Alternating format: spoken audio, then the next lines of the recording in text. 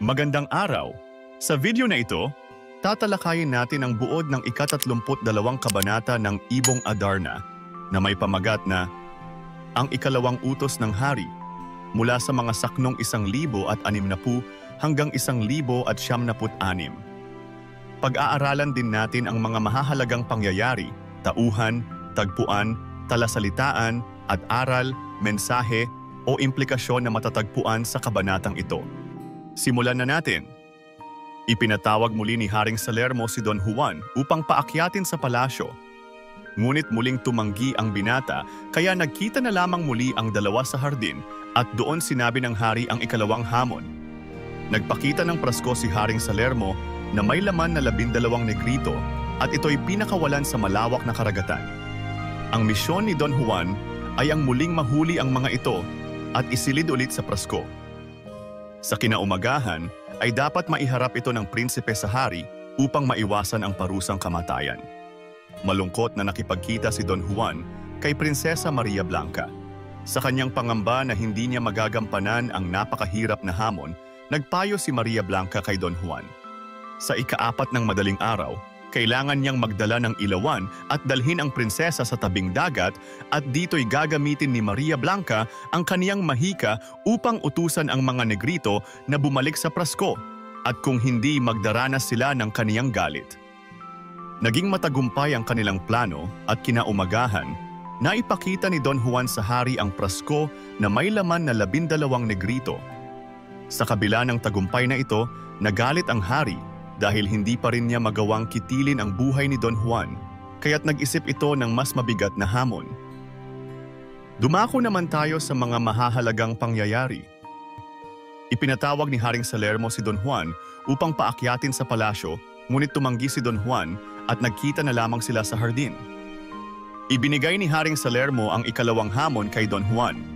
Muling hulihin ang 12 negrito na pinalaya sa karagatan at isilid ang mga ito sa prasko.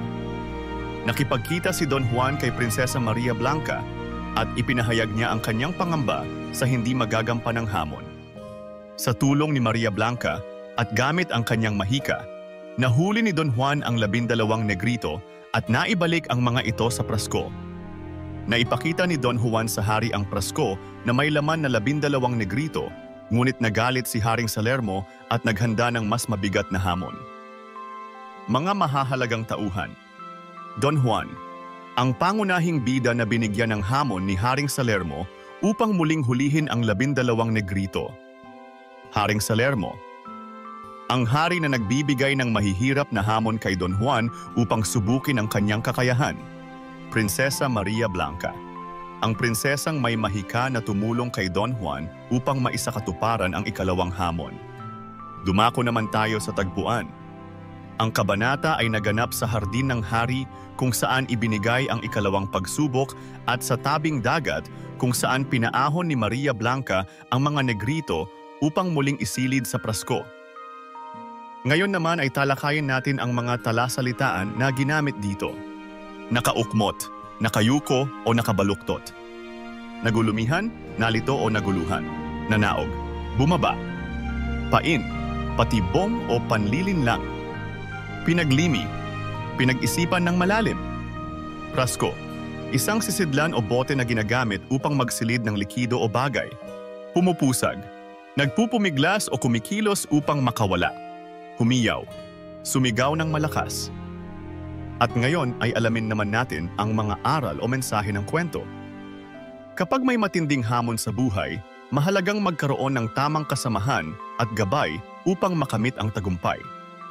Ang paggamit ng kapangyarihan o talino para sa kabutihan ay magdadala ng tagumpay, ngunit maaari rin itong magdulot ng galit mula sa mga taong inggit o may ibang hangarin.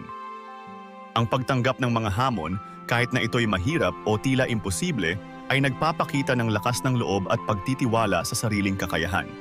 At diyan nagtatapos ang ika-32 kabanata ng Ibong Adarna, ang ikalawang utos ng hari.